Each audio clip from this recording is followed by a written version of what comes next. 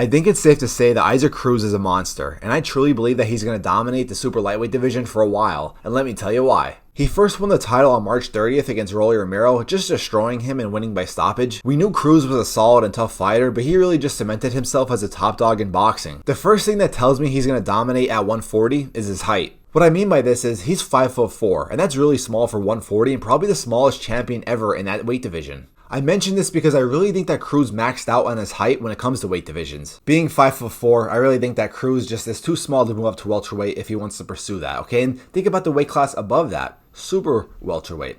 Guess who's the champion there? Sebastian Fundora, 6'6". Imagine that fight. Cruz versus Fundora. I don't even think Cruz would be able to touch Fundora's face. Now, I'm sure if Cruz moved up to super welterweight, by that time, Fundora will already be gone. But still, that fight could happen technically. It's crazy. That should not happen.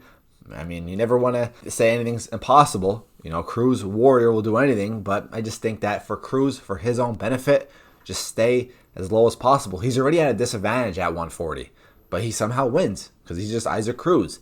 Winning and bumping up is just going to be harder. It's just going to be harder. It's going to be more impossible to do. I'm sorry. I hate to say it. It's not really an insult or a diss, but what I'm trying to say, the whole point of this video is Cruz could really dominate just 140 if he stayed there. So what I'm just trying to say about his height is just stay at 140 for as long as you could. There's really no reason to rush up to other weight classes like other fighters do, because other fighters could do that. They have the height. They walk around that weight. I feel like Cruz, he fits perfect at 140, but even like I mentioned earlier, he's already at a disadvantage to begin with. Realistically, 5'4", you should be fine at bantamweight.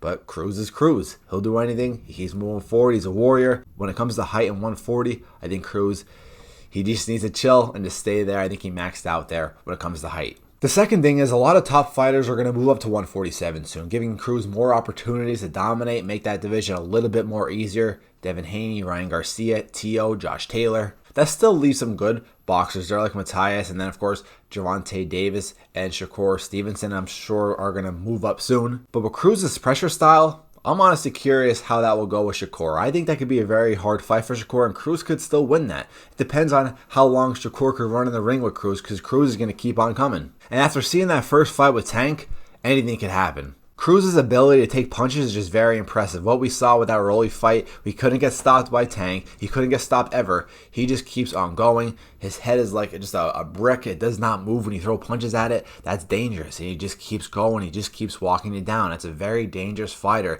Being small like that, he does have an advantage there. Being small like that could attack the body. He puts his head down, takes a punch, and just throws overhand rights. They're very, very dangerous. So that's what I mentioned earlier with the height. You know, he has an advantage, but he has more disadvantages.